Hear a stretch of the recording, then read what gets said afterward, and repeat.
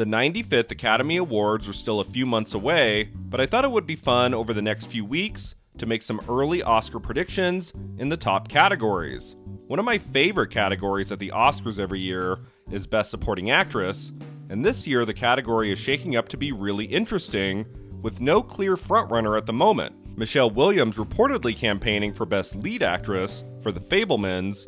I know, it's still early, but here are the top contenders to be nominated for Best Supporting Actress at next year's ceremony. Jessie Buckley, Women Talking. I'm pretty sure Women Talking, directed by Sarah Polley, is going to get at least one acting nomination. It might even get two in Supporting Actress. Everything I've read about the movie since September, everything I've seen online, at Gold Derby, at Hollywood Reporter, when it comes to these early predictions, I keep seeing Women Talking right at the top, but I can't decide if this nomination is going to go to Jessie Buckley or Claire Foy. In a previous predictions video, I said that Jessie Buckley might be the one to get it, but then I had some people respond saying actually Claire Foy is the standout, the MVP of Women Talking. Jessie Buckley just got a nomination a few months ago for Best Supporting Actress for her performance in The Lost Daughter. Claire Foy has never been recognized by the Academy yet. She was in contention in early 2019 for First Man, but that didn't pan out. So I'm thinking if one of these women gets in, does it go to Buckley, who was just nominated, or does it go to Foy, who has not been nominated? I don't know. I have this feeling. I haven't seen the movie yet, but I feel like they're going to go with Buckley. They just nominated her a few months ago, and they're familiar with her work. They obviously loved her work in The Lost Daughter. It seems like they might just go with her again, but whether they both get in or just one or the other, Women Talking is absolutely showing up in Supporting Actress. The other movie I think will show up here is The Whale. I've been talking a lot in the last couple predictions videos about Sadie Sink. Again, I haven't seen the movie yet. I'm really excited to see The Whale. But what I'm reading lately is that the standout supporting actress performance is not Sadie Sink necessarily, but Hong Chow, who, like Claire Foy, was also an actress who was in the running for their first Oscar nomination a few years ago. Remember Downsizing in 2017? Hong Chow got into, I believe, Golden Globes and SAG, and then didn't make the final cut at the Oscars. I'm hearing that her performance is really the standout for supporting actress, and I feel like The Whale will not just get in for Brendan Fraser. I think one other actor will get in for that movie, and Sadie Sink might be looked at as too young.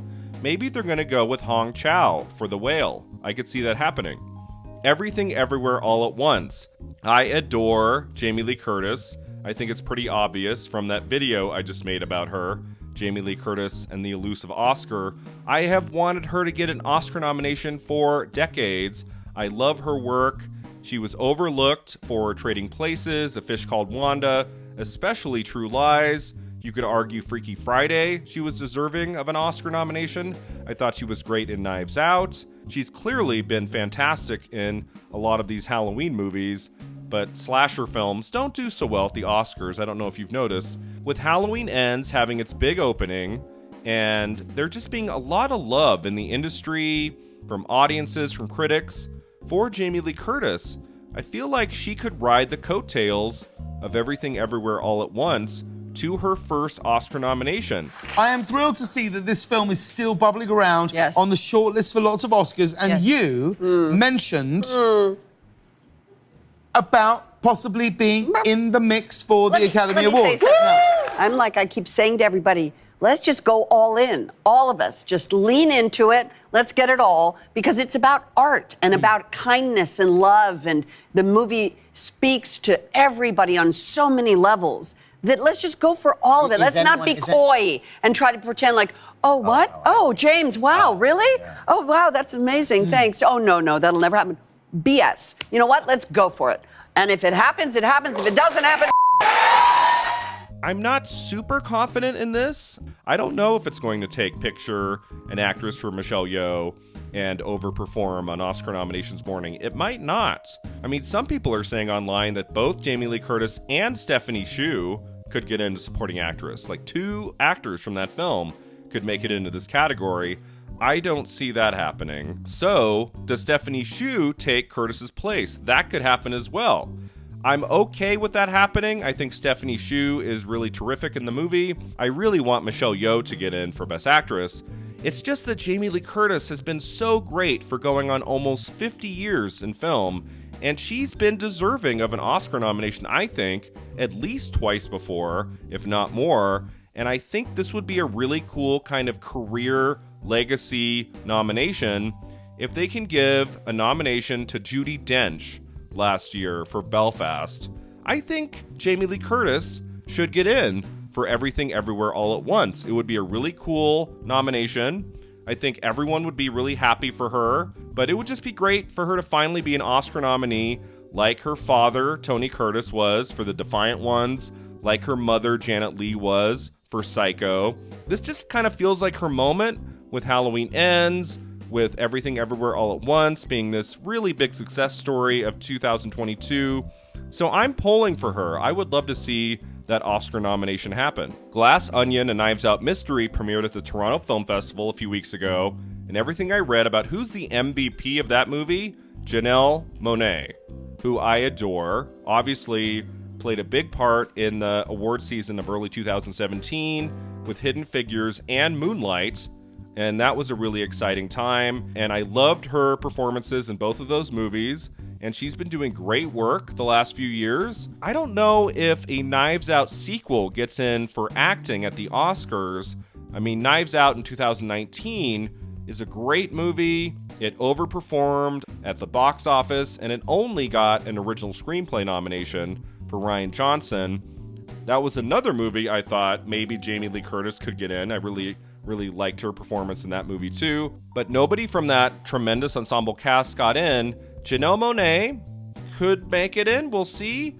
Supporting actress right now is kind of a free-for-all. There's not one person that's got a lock on a nomination. So, hey, I'm all for Janelle Monae getting her first Oscar nomination. That would be great.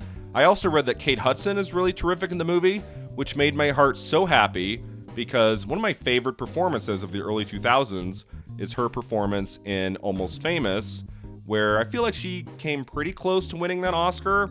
She was probably in second place. We'll never know. But she's never been nominated since. It's been 22 years.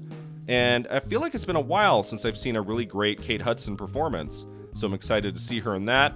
Maybe she'll be in the conversation. I'm reading that Carrie Condon is really great in The Banshees of Inisherin. I think Colin Farrell will finally get his first Oscar nomination for that movie. I don't know about the other categories. I don't know about Brendan Gleeson, supporting actor, supporting actress for Carrie Condon. I'm going to have to see the movie to really make up my mind, but I'm reading that she's pretty solid in it and might get in. There's Nina Haas in Tar, which, gosh, I'm so excited to see this movie. As of this recording, I still have not seen Tar.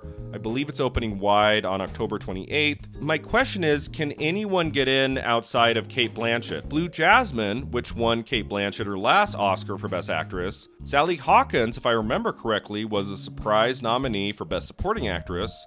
So Nina Haas might be able to get in as well. Jean Smart for Babylon. This is something I am manifesting. I would love to see Jean Smart get into this category. She's never been nominated for an Academy Award, and she's been doing great work for decades. I'm not sure if anyone has seen Babylon yet. I mean, a couple months ago, I was saying that Amsterdam might get some Oscar nominations, and that's clearly not happening now. So we have to see the movie first, but Jean Smart has been doing such great work on Hacks and has won an Emmy 2 years in a row. So there's a lot of love for her in the industry too, and let's see how that pans out. I'm hearing amazing things about Till.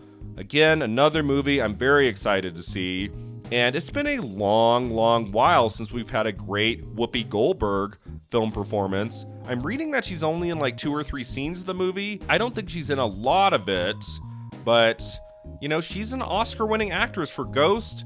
In the 80s and 90s, she gave us so much great dramatic work, and the raves for this movie are through the roof. I guess it depends on if it overperforms on Oscar nominations morning. Maybe Whoopi could get in. Angela Bassett, Black Panther, Wakanda Forever. Is this going to happen? I just made a video last month about her career and her chances of maybe coming back into the Oscar scene for Black Panther 2. I don't know if it can happen because actors in Marvel movies don't get Oscar nominations. I feel like there have been a couple deserving performances in the last decade or so, but that's never happened, so I'm going to keep my expectations low on this one, but I'm just crossing my fingers. She just hits this performance out of the park, and at the very least gets an individual nomination at SAG or maybe Critics' Choice. And let's see how that pans out. I'm very excited to see Angela Bassett in Black Panther: Wakanda Forever. Dolly De Leon, Triangle of Sadness. I'm hearing amazing things about this performance. Triangle of Sadness won the Palme d'Or at Cannes last May and has been making the rounds at some other festivals. I keep hearing really solid things about it. Some people really love it, some are more tempered, but everyone seems to really appreciate this movie. And when I read about it, I keep hearing De Leon's name in the conversation. I feel like with supporting actress so up for grabs right now, a performance like that might slip in. There's Greta Gerwig for White Noise. I'm pretty sure I read that Gerwig is going supporting actress and not lead actress. I haven't heard a lot of amazing things about White Noise. I don't know if Gerwig will be able to stand out in the crowd. Although the Academy adores her, they nominated her for Best Director for Lady Bird. She was nominated in the screenplay category for Little Women, and she's never been nominated for acting before. I think that'd be really cool for Gerwig to get in for acting as well. Just depends on how well this movie is received in the months to come. I'm not sure. Keke Palmer for Nope. I don't think that's going to happen. I think she was like the best part of that movie. I thought she was just dazzling in Jordan Peele's film. It'd be one of those really, really awesome nominations, but I just don't know if they'll respond enough to a genre movie like that to get her into Best Supporting Actress. How about Tuso Mbidu for The Woman King?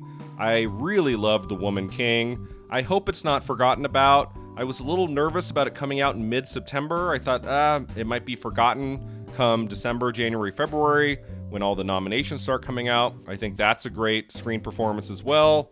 And then the other person I want to talk about real quick is Dakota Johnson for Cha-Cha Real Smooth. I loved Dakota Johnson in this movie, and I also loved her in The Lost Daughter, and I think she should have made it in a few months ago for The Lost Daughter at the Oscars. She just keeps delivering one terrific performance after another. I think her work in Cha-Cha Real Smooth does deserve to be recognized, at least somewhere. Dakota Johnson, Cha-Cha Real Smooth, I think that should be in the conversation as well. Avatar: The Way of Water, I don't know. I think that just gets in for the technical categories. If it's really, really great, maybe it gets into picture and director, but I don't see that getting any acting nominations. And then I don't know much about She Said. I don't know exactly who in that cast is going lead and supporting, but that's coming out in a few weeks, and She Said might get in. But as of now, I think we have a lot of contenders. I think this could be a really exciting year for Best Supporting Actress. Some years, it's kind of dull, it's kind of predictable. This is not one of those years. I feel like anything could happen. I feel like a lot of women of color can get in this year. I mean, if we get Hong Chow, if we get Janelle Monae, if we get Stephanie Hsu, Whoopi Goldberg, Angela Bassett, I mean, who knows what might happen. I feel like 3 or more of these nominees could be women of color, which would be fantastic. I would love to see some first-time nominees, and that would go even for Jamie Lee Curtis, who is in her mid-60s, has had decades of excellent work, and has still not received an Oscar nomination. So it's early, I'm recording this in October, but as of right now, if I had to make my predictions for the 5 slots in Best Supporting Actress, they would be as follows. Jessie Buckley for Women Talking, Hong Chow for The Whale, Jamie Lee Curtis for Everything Everywhere All at Once, Dolly De Leon for Triangle of Sadness, and Jean Smart for Babylon. Those are my picks right now. Might change in a few months, maybe a few weeks. That's where my head is. I've only seen one of these films, so take it with a grain of salt. I'll be back in the next predictions video to talk about Best Supporting Actor, which is also this year going to be a very exciting category.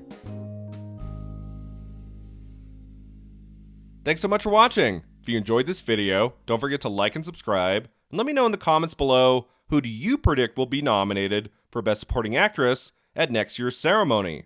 Is there anyone you think I left off the list? See you next time.